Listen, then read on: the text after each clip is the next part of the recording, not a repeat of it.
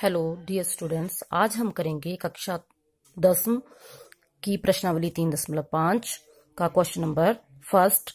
दिए गए समीकरणों के युग्मों में से किसका अद्वितीय हल है, किसका कोई हल नहीं है, या किसके अपरिमित रूप से अनेक हल हैं। अद्वितीय हल की स्थिति में उसे वज्र गुणन विधि से ज्ञात कीजिए। स्टूडेंट्स, अभी तक हमने समीकरणों को हल करने के लिए 3 विधियां पढ़ी। फर्स्ट थी ग्राफीय विधि, उसके बाद प्रतिस्थापन विधि और उसके बाद विलोपन विधि। तो इन तीनों विधियों से हमने x और y का मान ज्ञात करना सीखा। अब फोर्थ है वज्र गुणन विधि। इसको क्रॉस मल्टीप्लिकेशन मेथड भी बोलते हैं। इसमें भी हमने x और y का मान ज्ञात करना है, परंतु इससे पहले क्वेश्चन में ये बताना है कि किसका अद्वितीय हल है और किसका कोई हल नहीं है। अब आप देख रहे हैं कि जिसका कोई हल नहीं है, इसका मतलब वहां पे x और y की वैल्यू नहीं होगी, या किसके अपरिमित रूप से अनेक हल है कि x और y के अनेक हल होंगे, अनेक वैल्यू होंगी। तो हम सिर्फ जिस पहले ही क्वेश्चन से पता लगा लेंगे कि किसका एक ही हल है, मतलब x और y की एक एक ही वैल्यू है। उसी क्वेश्चन को हम वज्र गुणन विधि से करेंगे। तो सबसे पहले समीकरण को किस रूप में लिखना है। समीकरण को लिखना है, यहाँ पे थोड़ा सा रफ वर्क में देख लेंगे कि समीकरण को हमने ax plus by plus c is equal to 0 के रूप में लिखना है। मतलब इस बार ये जो c होगा, जो कांस्टेंट टर्म है, अचर पद है, वो बराबर के इस तरफ रखनी है। अब हमारे पास 2 समीकरण होंगे। तो फर्स्ट समीकरण को हम a1x b1y और c1 इज इक्वल टू 0 मान लेंगे, और दूसरे समीकरण को a2x plus b2y plus c2 is equal to 0 मान लेंगे। ऐसा हमने ग्राफीय विधि में किया भी है। अब हम यहाँ पे ये रूल्स हैं जो हमने पहले भी पढ़े हैं, उनको अप्लाई करेंगे, फिर देखेंगे कि इसका किस तरह का हल है। जैसे फर्स्ट रूल है कि a1 upon a2 not equal to b1 upon b2 आएगा तो अद्वितीय हल होगा। कि हमारा जो a1 कोफिशिएंट है बटा a2 कोफिशिएंट बराबर नहीं होगा b1 बटा b2 के, तो अद्वितीय हल होगा। इसी तरह अगर a1 अपॉन a2 बराबर है b1 अपॉन b2 बराबर है c1 अपॉन c2 की, ये तीनों अगर बराबर होंगे तो अपरिमित रूप से अनेक हल होंगे।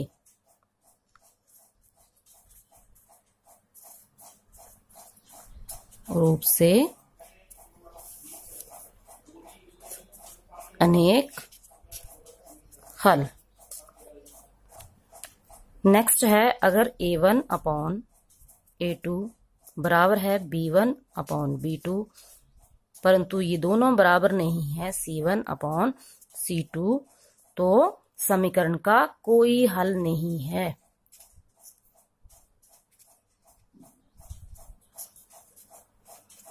नहीं है। एक बार फिर से देख लेंगे आप कि अगर a1 अपॉन a2 बराबर नहीं है b1 अपॉन b2 तो अद्वितीय हल होगा। मेन फोकस हमने इस पर ही करना है, क्यों हमें तो अद्वितीय हल चाहिए। जिसका अद्वितीय हल होगा उसी का हम वज्र गुणन विधि से हल ज्ञात करेंगे। अगर ये तीनों बराबर हैं आपस में तो अनेक हल होंगे। तो जिस तरह के क्वेश्चन में इस तरह का आंसर आएगा कि तीनों बराबर हैं, तो उसको निकालने की जरूरत नहीं है, क्योंकि हमने सिर्फ अद्वितीय हल वाले क्वेश्चन को ही सॉल्व करना है। थर्ड कंडीशन अप्लाई होती है अगर जैसे a1 अपॉन a2 बराबर b1 अपॉन b2 आता है, बराबर नहीं है c1 अपॉन c2, तो उसका कोई हल नहीं है, तो उसको आगे करने की जरूरत ही नहीं, क्योंकि उसका कोई आंसर नहीं निकलेगा। अब हम क्वेश्चन पे आते हैं। अब इस प्रश्नावली का फर्स्ट क्वेश्चन है x माइनस 3y माइनस 3 बराबर है 0, 3x माइनस 9y माइनस 2 बराबर है 0। सबसे पहले आपने ये याद रखना है कि ये जो c है, मतलब कांस्टेंट टर्म है, जो अचर पद है, जो बराबर के उस तरफ भी होता है, वज्र गुणन विधि में उसको आपने बराबर के इस तरफ ही रखना है। तो इसको सबसे पहले कंपैरिजन करेंगे हम। फर्स्ट इक्वेशन को a1 x plus b1 y plus c1 से। तो यहाँ पे जो a1 है वो क्या आ जाएगा, अब जो पहले समीकरण में x का जो कोफिशिएंट होगा वो a1 होता है, तो a1 हमारा क्या है, x के साथ क्या लगा हुआ है, सिर्फ एक प्लस का एक। इसी तरह b1 माइनस के 3, जो y का कोफिशिएंट होगा तो माइनस से है तो माइनस के 3। इसी तरह c1 आपका -3 है। दूसरी इक्वेशन देखेंगे, a2 3 है, यहां पे x के साथ 3 लगा है, b2 माइनस के 9 है और c2 माइनस के 2 है। a1 b1 c1 a2 b2 c2 की वैल्यू हमारे पास आ गई है। अब हमने इनका अनुपात निकालना है, तो सबसे पहले a1 अपॉन a2 निकाल लेते हैं। a1 अपॉन a2, तो आप देख रहे हैं a1 आपका 1 है, a2 आपका 3 है। इसी तरह b1 अपॉन b2,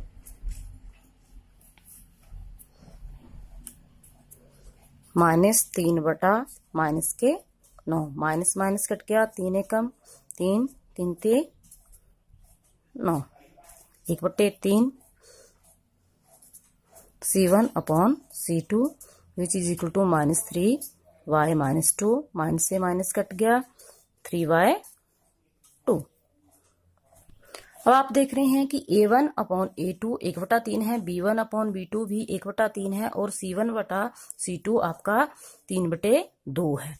तो यहाँ पे कौन सी कंडीशन अप्लाई हो रही है, अब आप देख रहे हैं कि फर्स्ट अद्वितीय हल के लिए तो ये जो फर्स्ट 2 टर्में थी वो हमें बराबर नहीं चाहिए थी, परंतु ये तो बराबर हैं। तो यहाँ पे आप देख रहे हैं कि a1 upon a2 b1 upon b2 बराबर है और ये बराबर नहीं है c1 अपॉन c2, इसका मतलब इसका कोई हल नहीं है।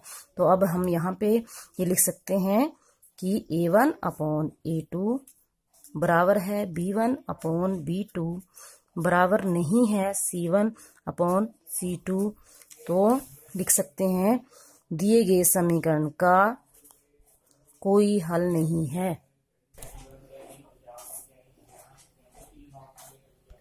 तो जब इसका कोई हल नहीं है तो इसको आगे करने की जरूरत नहीं है, यही इसका आंसर है। अब नेक्स्ट क्वेश्चन देखते हैं। नेक्स्ट क्वेश्चन है आपका 2x प्लस y बराबर है 5, 3x प्लस 2y बराबर है 8। अब मैंने आपको पहले ही बोला है कि जो c टर्म है, अचर पद है, कांस्टेंट टर्म है, उसको आपने बराबर है के इस तरफ नहीं रखना है, बराबर है के इस तरफ ले आना है। तो पहले तो हम इक्वेशन बना लेते हैं।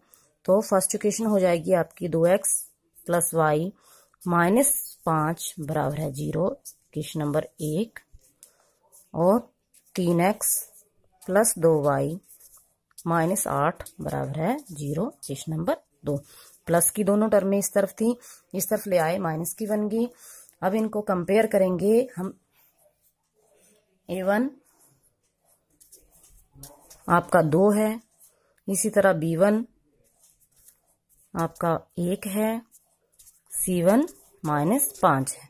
एक बार फिर समझा देती हूँ, जो x का कोफिशिएंट होता है वो a1 होता है, जो y का कोफिशिएंट होता है वो b1 होता है, जो अचर पद होता है वो आपका c1 होता है। तो यहाँ -5 है तो -5। इसी तरह a2 दूसरे समीकरण का कोफिशिएंट x का 3 है, b2 आपका 2 है और c2 आपका -8 है। अब इनमें अनुपात निकालेंगे। तो सबसे पहले a1 बटे a2 which is equal to 2/3, b1 बटे b2 which is equal to 1/2 और c1 बटे c2 which is equal to -5/8, minus से माइनस कट गया 5/8। अब आप देख रहे हैं कि ये तीनों term a1 upon a2, b1 upon b2 और c1 अपॉन c2 सब अलग अलग हैं। तो यहाँ पे मैं लिख सकती हूँ a1 upon a2 not equal to B1/B2 not equal to C1/C2 कि ये तीनों ही बराबर नहीं है। हम तो हमने ऐसा कोई रूल नहीं पढ़ा है कि तीनों ही बराबर नहीं है, तो हमने सिर्फ ये दो टर्म में देखनी है कि जब A1/A2 बराबर नहीं है B1/B2 तो एक अद्वितीय हल है कि समीकरण का एक अद्वितीय हल होता है। तो हम लिखेंगे समीकरण का एक अद्वितीय हल है कि सिर्फ एक हल है, x और y की वैल्यू सिर्फ एक एक है।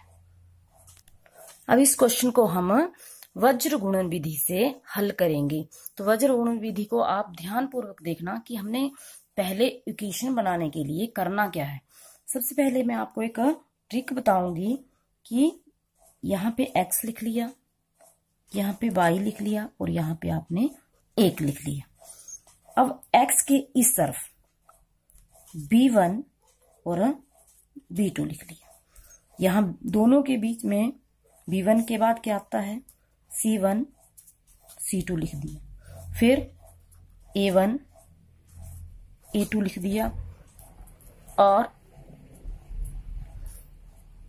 A1 के बाद B1 और B2 लिख दिया। ध्यान से देखना इसको कि हमने करना क्या है। सबसे पहले हमने x बाई 1 लिख दिया ऊपर, फिर x के इस तरफ से B1 B2 C1 C2 A1 A2 B1 B2 B1 से स्टार्ट करना है, B से स्टार्ट करना है आपने, फिर B के बाद C आता है, C के बाद फिर A आ जाएगा और A के बाद B आता है। इस तरह से आपने ये लिख लेने हैं। अब x और y का मान निकालने के लिए जो लाइन होगी उसमें आपने x बटे कुछ लिखना है। अब x बटे क्या आ जाएगा, x बटे x के नीचे जो भी टर्म है वो इस तरह से मल्टीप्लाई होंगी कि B1 के साथ C2 और B2 के साथ C1 और आपस में माइनस होंगी। इसी तरह y के नीचे आ जाएगा पहले C1 A2 और फिर माइनस C2 A1, फिर बराबर है 1 बटे A1 B2 फिर A2 B1। अब किस तरह याद रखना है आपने कि पहला जो ऊपर है, ऊपर से जो नीचे वाला सामने वो गुणा होंगे, फिर माइनस होगा जो नीचे का ऊपर के साथ। बस इस तरह से आपने याद रखना है। अब इसी को वज्र गुणन कहते हैं। अब नेक्स्ट लाइन में आप देखेंगी x बटे, मैंने आपको बताया ऊपर से स्टार्ट करना है तो B1 C2 ये आपस में गुणा करेंगे, तो यहाँ पे आप लिखेंगे B1 C2 माइनस का चिन्ह लगेगा, फिर B2 C1 B2 और C1 आपस में गुणा होंगे, बराबर है। दूसरा हमारे पास चर है बाई बटे, बाई के नीचे क्या आएगा, सबसे पहले C1 A2 minus C2 A1 बराबर है। उसके बाद हमने 1 लिखा है तो 1 बटे, अब A2 B2 के A1 B2 के साथ तो A1 B2 minus A2 B1। ये आपके पास फार्मूला बन जाता है वज्र गुणन विधि का।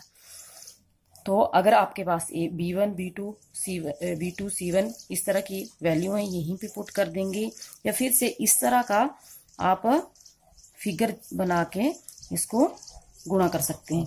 तो मैं यहीं पे इनकी वैल्यू रखूंगी इसी। अब आप देख रहे हैं कि मैंने यहाँ पे वैल्यू पुट कर दी है, x लिखा, फिर y लिखा, फिर 1 लिखा।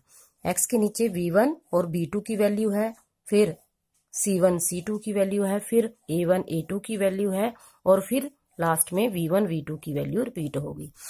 अब मैंने आपको बोला कि यहाँ पे हमने लिखना है कि x बटे ये जो B1 है इस C2 के साथ गुणा करेगा। आप ऊपर देख रहे हैं B1 C2, तो गुणा करेंगे 1 गुणा -8, क्योंकि जो हमारा C2 था वो -8 था, C1 हमारा -5 था। अब यहाँ पे आपने माइनस कट नहीं कर देना है, ये जो ओरिजिनल वैल्यू है C1 और C2 की वही भरनी है। तो 1 गुणा -8 -8 ठीक है। फिर यहाँ पे माइनस का चिन्ह लगा हुआ है, वो माइनस का चिन्ह मैं लगा रही हूँ यहाँ पे। फिर B2C1 कि ये और ये आपस में गुणा होंगे और माइनस होंगे, तो माइनस का चिन्ह मैंने लगा दिया है। 2 गुणा माइनस के 5 माइनस के 10 होते हैं, तो ये ब्रैकेट में मैं माइनस के 10 लिख रही हूँ। इसी तरह बाई बटे आपको पता है ये C1 और A2 ऊपर लिखा है C1 A2 कि इसके साथ इसको गुणा करना है, तो -5 गुणा प्लस के 3 माइनस के 15 होते हैं। यहाँ माइनस के 15 लिख दिया। यहाँ पे माइनस का चिन्ह लगा हुआ है, वो माइनस का चिन्ह यहाँ पे लगा दिया। उसके बाद इनको गुणा करेंगे, जो दूसरी टर्म में बच गई C2A1 -8 गुणा प्लस के 2 -8 गुणा 2 माइनस के 16, इसको ब्रैकेट में लिखेंगे माइनस के 16। अब आगे चलेंगे। A1 B2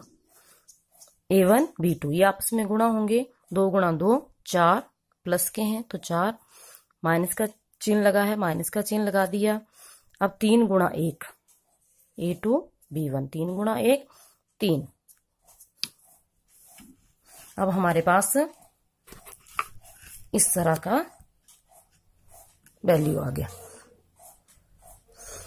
अब आगे x, अब इसको सॉल्व करेंगे। x -8 माइनस माइनस प्लस हो जाता है, प्लस के 10 बराबर है बाई बटे माइनस के 15 माइनस माइनस प्लस के 16 और 1/1 4 माइनस 3 1/1। अब हम यहाँ पे ये जो समीकरण है इनको अलग कर लेंगे, क्योंकि जो x बटे जो भी आएगा यहाँ पे वो भी 1 के बराबर होगा, y बटे जो भी आएगा वो भी 1 के बराबर होगा। अब हम इनको अलग अलग कर लेंगे। तो यहाँ पे आप देख रहे हैं सबसे पहले x बटे माइनस के 8 प्लस के 2 प्लस के 10 प्लस के 2 आगे y बटे माइनस के 15 प्लस के 16 1 आ गया और 1/1 1 होता है। अब हम क्या कर सकते हैं, x बटे 2 भी 1 के बराबर है, क्योंकि ये तीनों आपस में बराबर हैं, तो x बटे 2 1 के बराबर है, तो x का मान यहां से आ गया 2 और y बटे 1 भी 1 के बराबर है, तो यहां से y का मान आ जाता है आपका 1, यहाँ पे चला गया 1 गुणा 1 y बराबर है 1। तो हमारे पास x और y का मान वज्र गुणन विधि से आ गया है। प्रश्नावली 3.5 का पहले का तीसरा पार्ट। 3x माइनस 5y बराबर है 20, 6x माइनस 10y बराबर है 40 का हल वज्र गुणन विधि से ज्ञात कीजिए। तो सबसे पहले तो हमने ये पता लगाना है कि इसका एक हल है, एक अद्वितीय हल है, या अपरिमित रूप से अनेक हल है, या कोई हल नहीं है। तो उसके लिए सबसे पहले हम इक्वेशंस को सही रूप से लिखेंगे। तो c को इस तरफ ले आए, -20 बराबर है 0, 6x माइनस 10y माइनस 40 बराबर है 0। ये इक्वेशन नंबर 1 और ये इक्वेशन नंबर 2। a1 हमारा 3 है, b1 हमारा -5 है, c1 हमारा माइनस के 20 है। इसी तरह a2 6 है, b2 -10 है और c2 माइनस के 40 है। तो अब इनके बीच अनुपात निकालेंगे। तो a1 upon a2 3/6 3 2 6 which is equal to 1/2, b1 upon b2 which is equal to -5y -10, minus से माइनस कट जाएगा, 5 1 जा 5 5 2 जा 10 which is equal to 1/2 and c1 upon c2 is equal to -20 upon -40, minus से minus cut गया 21 जा 20, 22 जा 40, तो ये भी 1/2 आ गया। अब आप देख रहे हैं कि हमारा A1/A2 1/2 है, इसी तरह B1/B2 भी 1/2 है और C1/C2 भी 1/2 आया। इसका मतलब ये तीनों अनुपात आपस में बराबर है। तो हम लिखेंगे A1/A2 बराबर है B1/B2 बराबर है C1/C2। और हमने ये रूल पढ़ा है कि अगर ये तीनों अनुपात बराबर हों तो अपरिमित रूप से अनेक हल होते हैं। तो हम लिखेंगे दिए गए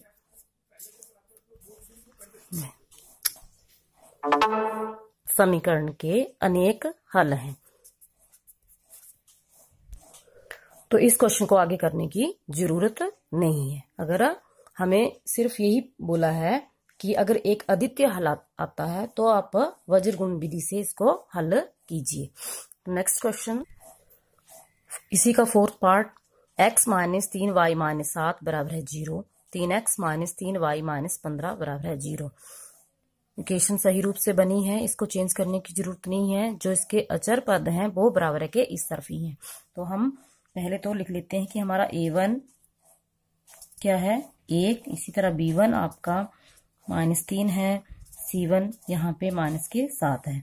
A2 दूसरे समीकरण से A2 3 है प्लस के, B2 y का जो कोफिशिएंट है -3 है और C2 -15 है। अब अनुपात निकालेंगे। A1/A2 आपका 1/3 आ गया। A1 1 है, A2 आपका 3 है। इसी तरह B1/B2, B1 आपका -3 है, B2 भी आपके -3 है। माइनस माइनस कट गया, 3 1 जा 3 = 1। इसी तरह अगला C1/C2 -7/-15, माइनस माइनस कट गया, 7/15। अब आप देख रहे हैं कि तीनों अनुपात आपस में बराबर नहीं है, तो हम लिखेंगे A1/A2 बराबर नहीं है B1/B2 बराबर नहीं है C1/C2। तो ये एक अद्वितीय हल की कंडीशन फुलफिल करता है कि A1/A2 बराबर नहीं है B1/B2 बराबर नहीं है C1/C2। ये आपस में दोनों बराबर नहीं है, इसका मतलब समीकरण का एक अद्वितीय हल है। तो हम लिखेंगे दिए गए समीकरण का एक अद्वितीय हल है। अब इसको वज्र गुण विधि से सॉल्व करना है, तो इसके लिए मैंने आपको एक ट्रिक बताया है कि यहाँ पे x y 1, यहाँ पे B1 B2, B1 और B2 से ही स्टार्ट करना है। इन दोनों के बीच C1 C2 A1 A2 और फिर से B1 B2।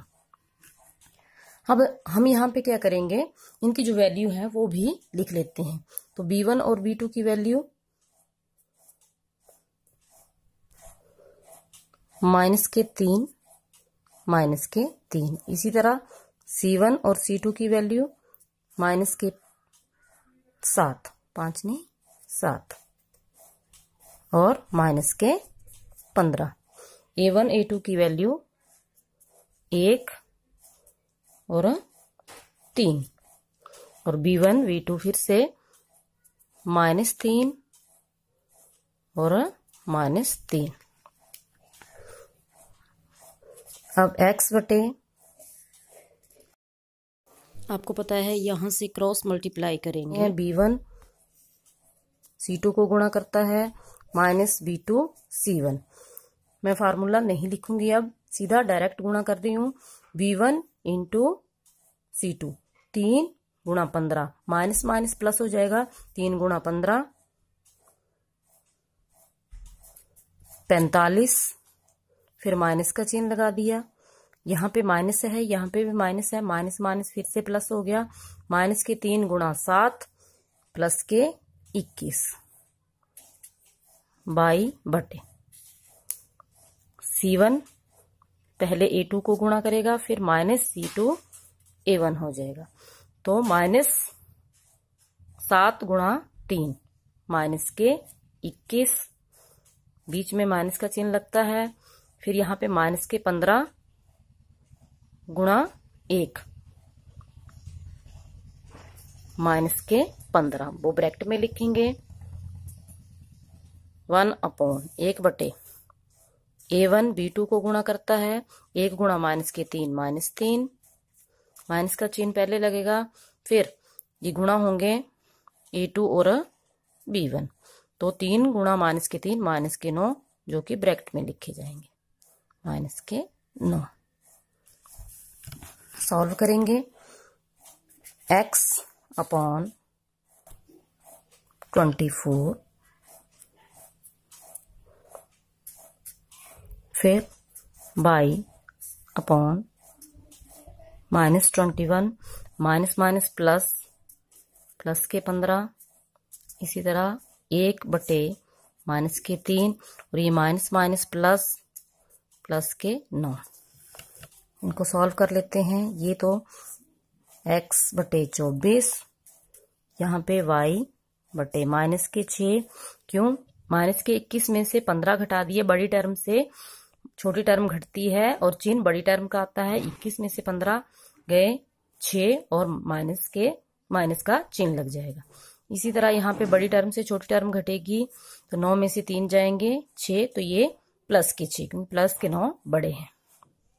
अब यहाँ पे हम x/24 को 1/6 के बराबर रखेंगे पहले, फिर y का मान ज्ञात करने के लिए y/-6 को 1/6 के बराबर रखेंगे।